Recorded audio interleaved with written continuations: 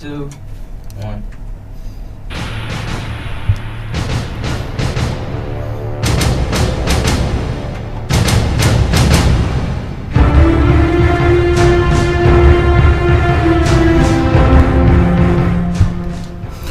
Good evening, my friends. We are live. This is the Eli King Show. It is June 7th, and today we will have a special guest, sovereign citizen Alfred Adask. The guy's a wonderful, wonderful man, and it will be an honor. Let's see if we can punch him up on Skype now. You can also read his articles at adask.wordpress.com. He should be standing by and awaiting the call so that we can give you this wonderful information that the FDA deems us as animals. He has a lot of information on that.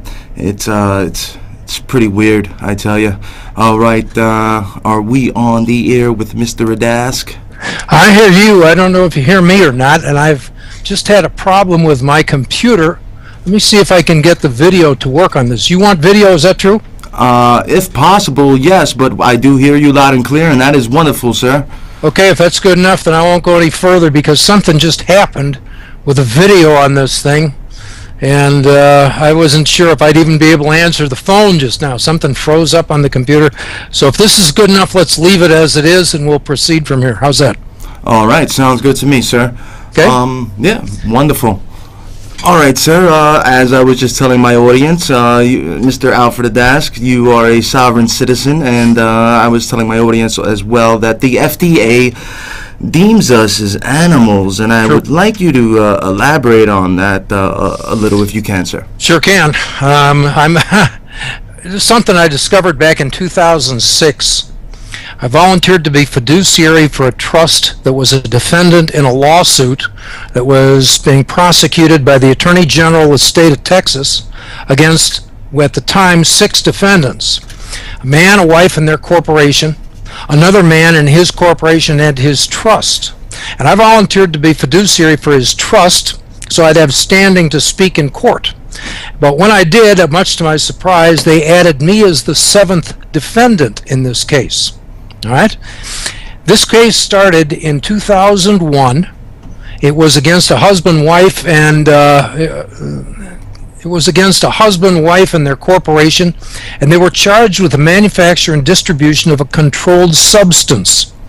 This was a civil suit. It wasn't criminal, but it was based on the same law that you would apply if you were dealing with heroin, cocaine, pot, whatever. In the case, and each of the defendants was threatened with fines of $25,000 per day. That's $9 million per year per defendant. So I come along 5 years later, and I get involved in the case, and I'm made a defendant, much to my surprise. And now it focuses your mind quite a lot to be sued for $9 million a year by the Attorney General of Texas. And I read the relevant lawsuit. I'd been studying. But it focuses your mind, and I read the lawsuit, and it says in part, it says the key to this case is determining, as a matter of law, whether or not colloidal silver, and that was the controlled substance that was being manufactured. Colloidal silver, if you or your audience don't know, it's just distilled water with silver ions in it. And these ions give it an antibiotic effect. It's a cheap and effective antibiotic that deals with hundreds of diseases and afflictions, and the FDA wanted it off the market, and they instructed the Attorney General of Texas to go after the first 3 people, again, husband, wife, and their corporation. And later, a couple years later, they sold some of their equipment, not the business, but some of their equipment to another man. And then the government added him and his corporation and his trust because he bought some of their equipment, added them as 3 more defendants, and then I got into it, and I was the last and 7th defendant. I was added in 2006. I read the relevant law, and it says the key to the case is determining whether colloidal silver is a drug, as described at Title 21, Section 321 of the United States Code. Also, they had the section for the Texas law, and I don't remember what section it is off the top of my head, but Texas also has a law that defines drugs, and it's virtually word for word identical with the federal definition. So they brought these two up, and I read through and I start reading the first definition, and I come to a phrase, and it says man or other animals. This definition of drugs applies to man or other animals. And my first reaction was, why, you damn fools, you don't even know how to write. If I said a horse or other animals, it makes perfect sense. We know that animals is a large generic class that includes all kinds of animals, including horses. Horse or other animals makes sense. A cow or other animals makes perfect sense. A rock or other animals doesn't make sense because we know a rock is not an animal. So when they wrote man or other animals in the law, they are defining man to be an animal. And the first time I saw it, I thought, why, you damn fools. Like I said, I thought you don't even know how to write. And then I kept reading in the definition, and it says it a second time. And then I read the Texas definition, and it says it the same thing. Twice it says man or other animals. And I realized, my God, the government views us as animals. Now, most people won't understand the significance of this, because if you've been taught to believe in the theory of evolution, you're going to sit back and say, well, yeah, we are all animals. Well, there's a problem with that. I'm a Christian, Protestant in particular. In Genesis 1:26 through 28, it says, on the sixth day, God created man in his image and gave man dominion over the animals. And that means that as a Christian or Jew, or any other faith that traces back to that verse in the Bible, you can't call me an animal without violating my freedom of religion. It is a fundamental premise, the Christian faith, that man and man alone is made in God's image. And we are given dominion over animals, which means we can't be animals. And the significance of this is seen in Genesis 9:6. when it explains why you can't murder a man. And the reason, going all the way back into Genesis, is it says at Genesis 9:6, it says the reason you can't kill a man is because he's made in God's image. That's the reason murder is illegal. On the other hand, if you're only an animal, we can kill you anytime we want. It's no big deal. It's like slaughtering cows to make hamburgers for McDonald's. It's no big thing to kill animals. It's an enormous thing to kill a man made in God's image. We can look at this in slavery, of course, was based on the idea that blacks were animals, and as such they could be property. We can look at the Nazi era in Germany, 1930s. 1935, they passed the Nuremberg Act, or Nuremberg Laws, where they defined the Jews to be Untermenschen. And Untermenschen means under. Unter means under, and Mensch means man. It means subhuman. It means animal. Once you define people as animals, you can kill them all. You can kill the men, the women, the children, the non-combatants. It makes no difference. It's like exterminating a hive of wasps or a nest of rats. If they're animals, you can kill them all. It's not a problem.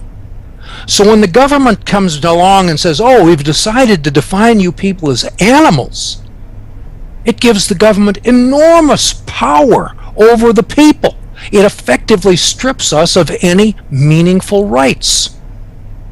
So I drafted a freedom of religion defense based on this insight and argument. And the Attorney General's office had been sending us paperwork. We'd get her every 2 to 6 weeks. We'd get another wad of paper from the Attorney General, certified mail, and it was unnerving. They keep on sending you this stuff for another hearing or whatever. And you're being sued for, what, $25 million, $9 million a year, excuse me. And it's unnerving, and when we sent this defense in, the Attorney General's office went dead silent for 5 months. They didn't send us anything. And then, when we finally did go back to court, the chief administrative judge for Travis County, which is the seat of government for the state of Texas, He took over the case. He held it for 5 months. He worked throughout that 5 months. He tried to scare us initially, and then he shifted gears, and he tried to talk us into an out-of-court settlement. And he says, I've virtually never done this before. And he tried to persuade us to go to an out-of-court settlement, and we wouldn't agree.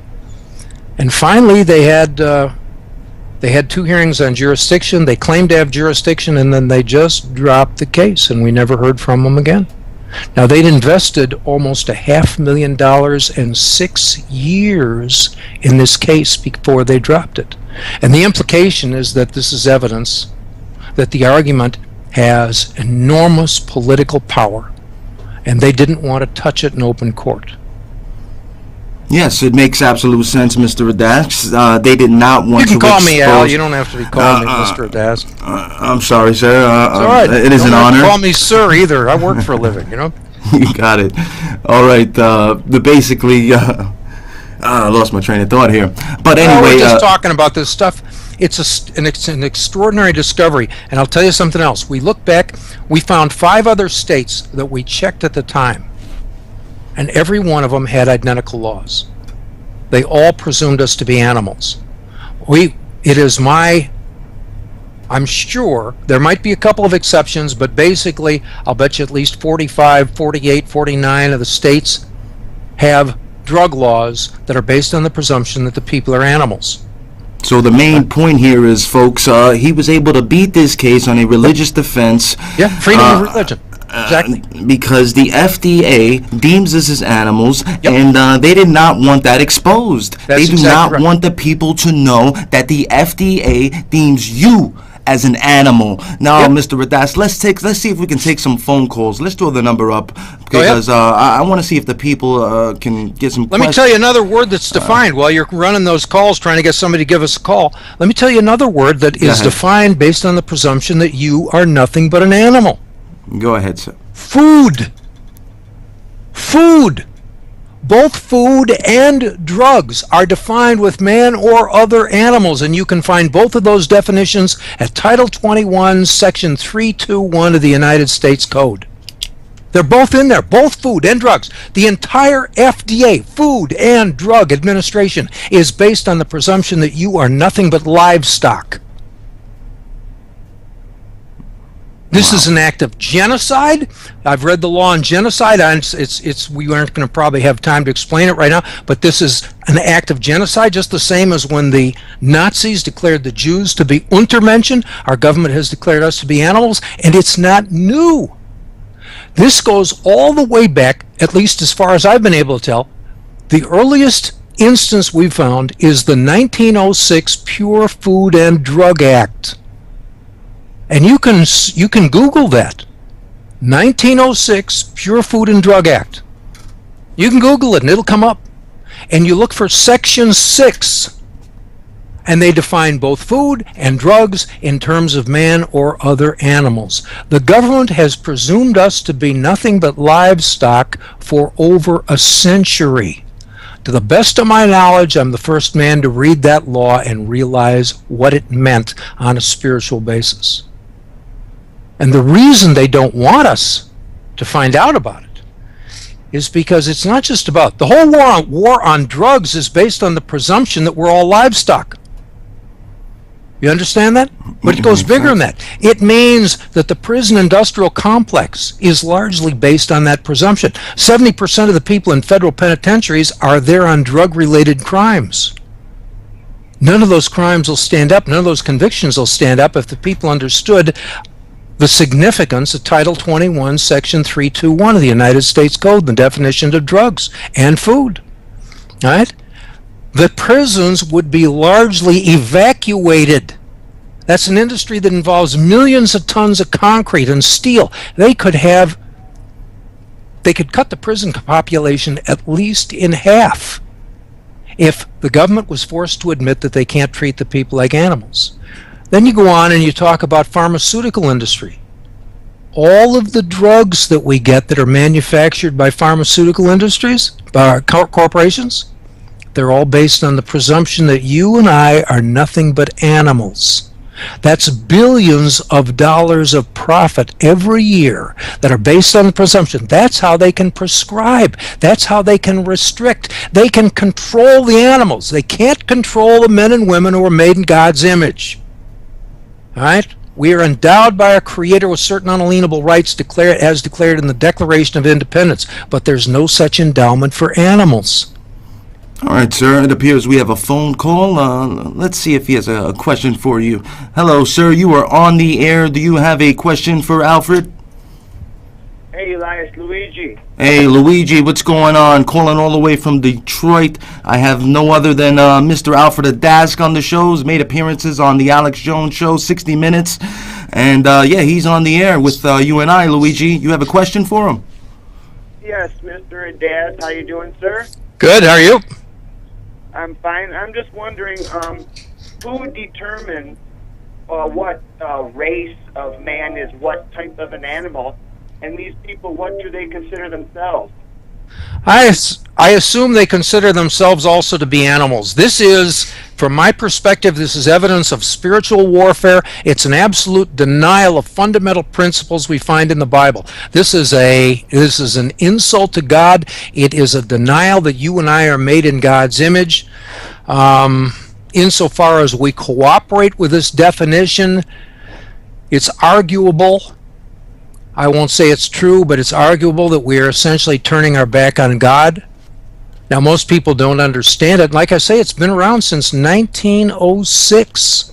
Been around for over a century, and so far as I know, I'm the first one to pick up on it. And that's with the grace of God. Good Lord sometimes lets me see things. I spotted it in 2006, a century. It's been on the books, and nobody seems apparently grasped the meaning. Why is such a big deal about colloidal silver and like old-fashioned type remedies? Why is the government because it's cutting into the profits of big pharmaceutical corporations, and the FDA is essentially a lackey working for the big pharmaceutical corporations. The guy that they originally sued, he was probably the biggest manufacturer of colloidal silver in the country at the time, and they wanted to make an example of him in order to scare everyone else who was making colloidal silver. This was a politically motivated case and instituted by the FDA, conducted by the Attorney General of the state of Texas. And we got into it, and I read the law, and found something just amazing. So just extraordinary. Absolutely. Are we in legal trouble if we make our own homemade colloidal silver? Yeah, in theory, they could regulate you on that basis, insofar as they presume you to be an animal. All right? They can regulate you the same way the farmer can regulate the cows in the pasture behind the barn. If he wants to give you a shot, he'll give you a shot. And if he doesn't want to give you a shot, he won't give you a shot. And if he wants to feed you cattle food that includes part of the whatever waste products are left over after they chopped up the other cows, he can feed you the waste products from other cows. He can do what he wants because he's the farmer and you're an animal. Well, I think it's about time we all take responsibility for our own food and our own water and everything else that goes into our body. Well, what's important, I agree with what you're saying, but what's important is you have to take responsibility for understanding your own status and how the government perceives you. And you have to take responsibility for devising ways where you can tell them, I am not an animal. I am a man made in God's image, as per Genesis 1:26-28. And they can't stop you on this because this is freedom of religion. It is a fundamental principle of the Christian faith. Genesis 1:26-28. Man is made on the sixth day. Man alone is made in God's image, and man is given dominion over the animals. If you're a Christian or a Jew, you can't be an animal without violating your freedom of religion. The other point is our Declaration of Independence says we hold these truths to be self-evident. Second sentence, we hold these truths to be self-evident, that all men are created equal, that they are endowed by their Creator with certain unalienable rights, that among these are life, liberty, and the pursuit of happiness. That endowment goes to men, men made in God's image. It does not go to animals. If you allow yourself to appear in the capacity of an animal and you want to complain about liberty, or you want to complain about your right to life, or your pursuit of happiness, guess what? No one in the courts is going to listen. It's like listening to a parrot claiming that it has certain rights, and people just laugh about it. Isn't that cute? Put the parrot in the cage where he belongs and he can complain about the rights he thinks he has. Great answer, sir, and I don't want to take up any more time. Thank you, Eli. I will listen next week, and God bless you all. Thank you. I appreciate the call, Luigi. God bless. This is why I have this flag as my background. It's a revolutionary flag, an appeal to heaven, because I've made so many appeals to the federal government. I can only appeal to the Most High now. I can only appeal to heaven. You understand where I'm coming from, I Alfred? absolutely do, and it's something that's hard to imagine. I published a magazine called the AntiShyster. Started in 1990, and I published it until 2002. And I managed to support myself, barely, publishing that magazine. I was pretty proud of that. But early on, I published the magazine, and it was critical of the judicial system, lawyers and judges. And people would write to me, and they would talk to me about spiritual warfare, and I didn't understand it at the time. They'd talk to me. I knew they were sincere. I knew they knew something, but it was not something I knew about. But over the years, since then, now, 24 years, I understand the concept of spiritual warfare far more than I did in 1990. And I see it, and it's encouraging to me to see evidence of spiritual warfare, because it tells me that God is real. This is no small thing. Your government is trying to oppress you by calling you animals, defining you to be animals. The other definition that you can find at, again, Title 21, Section 321 of the United States Code, you can also find a definition for devices, man or other animals. These devices are what they use in medicine. They mean medical devices. It means that all of American medicine is based on the presumption that you are nothing but livestock. This may explain why they can put you on an operating table, and a man can cut into you with a knife, and if you die, too bad for you. There's no criminal liability. It may be, I'm just speculating, I don't know this to be true, but it may be there's no criminal liability because they understand and believe you are just an animal. You're not going to see a doctor, you're going to see a veterinarian who specializes in primates. That's the implication. I won't say that's the law, but that's the implication. Is this why they try to pump us with the flu shots that have the mercury and the why not? And just livestock. You're just livestock. It's no big deal. If you die, you die. Yeah. Yeah. If you spend 10, 15, 20 years of your life in the slammer because you were smoking pot, who cares? You're nothing but livestock. They can do these things to us if they operate under under the definitions that we find again, Title 21, Section 321. I say it over and over again, but hopefully there's some people in the audience who'll write it down, and you can look it up. Just type 21 USC 321 into the Google search engine. It'll take you to that section of Title 21. 21 USC means United States Code 321. You type that in there and you scroll down, and you have to get down. The definitions are item F, G, and H or I, down in that vicinity. And you'll find a definition of food, definition of drugs, and definition of devices, and they mean medical devices. And every one of them is based on the presumption that you are an animal. And if you are, you don't have any more rights than a dog in the street. It is really repugnant, and I try to explain this to my audience all the time, how the CIA ships in the drugs, and then they lock you up for using the drugs they shipped in, and it's all because, I guess they deem us as animals. Yes, yes, yes. See, government can rule right over. If we're nothing but livestock, they can absolutely rule over us.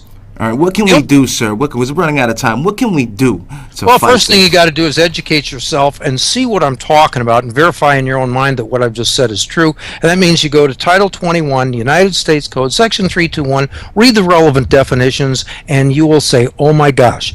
Find the definition of drugs in your state. You're up in New York, aren't you, Eli? Yes, sir. Well, look up the New York definition and see what they've got for state definition of drugs. All right? You'll discover almost certainly the same thing that we see in the federal law. And then if you can get right with God, essentially, and you can begin to make arguments, you can begin to understand this is spiritual warfare, and they don't want to hear about it. They don't want to take this in front of a jury. You raise this line of defense. It's not, we didn't win our case because we were superior litigators. We won because we raised an argument that was so politically hot that they didn't want to risk touching it in court. They don't want it to go in front of the public. They don't want a defendant to stand out and explain to the jury that the government thinks everybody, including the jurors and their wives and their children and their parents, are all nothing but livestock. That comes up and the jury's going to say what? And they're going to start looking at the prosecutor and looking at the judge and say, you think we're all just livestock? You get this definition down and you can stop a lot of prosecutions. And not necessarily, I mean, it's not a guaranteed situation. The government is tricky, they're sneaky if you're not really up to speed. All right, and maybe even a little bit blessed, you can be beat. But it's a good point, and I think we all should fight and use this to fight against these illegal drug wars, this disgusting war on drugs through jury nullification. All right, sir, we're basically out of time. Tell my audience anything else, any websites, any... Oh, you can go up and visit. I have a blog at Adask, adask.wordpress.com. And if you look on the list of categories over on the right-hand side, top of the list is man or other animals. And you can click on it, and it will take you to 20 or 30 different articles I've written on the subject over the past several years. And if you go to the earliest ones, go all the way back to the earliest ones, you will find a copy of the paperwork that I submitted into court. And again, we stopped a case where the Attorney General of Texas had invested 6 years and $500,000. Nobody else has done that. Wow. All right, sir. Well, I appreciate your time. Unfortunately, we are out of time. I thank you for appearing on the show with Mr. Adask. It has been an honor. God bless you, sir. Thank you. You're the best. All right, people, join me every week. Hit the bumper music. Join me every week, Saturdays, 6 p.m. Eastern Standard Time, only on MNN.org. Also, go to adask.wordpress.com. This guy has tons of great information. God bless America. God save the United States Constitution. And if you have received this transmission, then you are the resistance.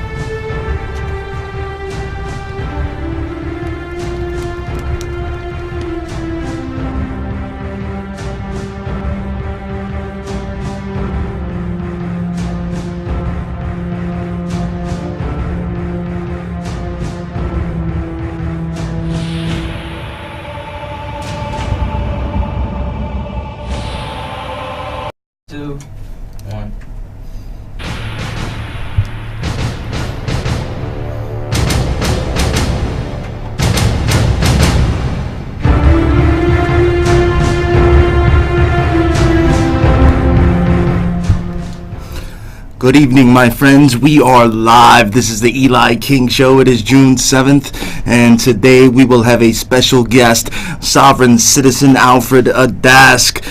The guy's a wonderful, wonderful man, and it will be an honor. Let's see if we can punch him up on Skype now. You can also read his articles at adask.wordpress.com. He should be standing by and awaiting the call so that we can give you this wonderful information that the FDA deems us as animals. Yeah, he has a lot of information on that.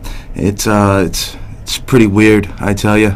All right, are we on the air? $1 per day. That's $9 million per year per defendant. So I come along 5 years later, and I get involved in the case, and I'm made a defendant, much to my surprise. And now it focuses your mind quite a lot to be sued for $9 million a year by the Attorney General of Texas. And I read the relevant lawsuit. I'd been studying. But it focuses your mind. And I read the lawsuit, and it says in part, it says the key to this case is determining, as a matter of law, whether or not colloidal silver, and that was the controlled substance that was being manufactured. Colloidal silver, if you or your audience don't know, it's just distilled water with silver ions in it. And these ions give it an antibiotic effect. It's a cheap and effective antibiotic that deals with hundreds of diseases and afflictions, and the FDA wanted it off the market, and they instructed the Attorney General of Texas to go after the first three people, again, husband, wife, and their corporation. And later, a couple years later, they sold some of their equipment, not the business, but some of their equipment to another man. And then the government added him and his corporation and his trust because he'd bought some of their equipment, added them as three more defendants, and then I got into it and I was the last and seventh defendant. I was added in 2006. I read the relevant law, and it says the key to the case is determining whether colloidal silver is a drug, as described at Title 21, Section 321 of the United States Code. Also, they had the section for the Texas law. And I don't remember what section it is off the top of my head, but Texas also has a law that defines drugs, and it's virtually word for word identical with the federal definition. A trust that was a defendant in a lawsuit that was being prosecuted by the Attorney General of the state of Texas against, at the time, 6 defendants. A man, a wife, and their corporation, another man and his corporation and his trust. And I volunteered to be fiduciary for his trust so I'd have standing to speak in court. But when I did, much to my surprise, they added me as the 7th defendant in this case. All right? This case started in 2001. It was against a husband-wife and their corporation, and they were charged with the manufacture and distribution of a controlled substance. This was a civil suit. It wasn't criminal, but it was based on the same law that you would apply if you were dealing with heroin, cocaine, pot, whatever. In the case, and each of the defendants was threatened with fines of $25,000. With Mr. Adask. I hear you. I don't know if you hear me or not, and I've just had a problem with my computer. Let me see if I can get the video to work on this. You want video, is that true? If possible, yes, but I do hear you loud and clear, and that is wonderful, sir. Okay, if that's good enough, then I won't go any further because something just happened with a video on this thing, and I wasn't sure if I'd even be able to answer the phone just now. Something froze up on the computer. So if this is good enough, let's leave it as it is, and we'll proceed from here. How's that? All right, sounds good to me, sir. Okay. Yeah, wonderful. All right, sir, as I was just telling my audience, Mr. Alfred Adask, you are a sovereign citizen, and I was telling my audience as well that the FDA deems us as animals, and I would like you to elaborate on that a little if you can, sir. Sure can. It's something I discovered back in 2006. I volunteered to be fiduciary for